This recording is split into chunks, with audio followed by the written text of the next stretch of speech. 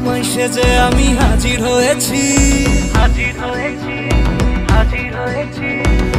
উপহার কি কি পাবো লিস্টি করেছি।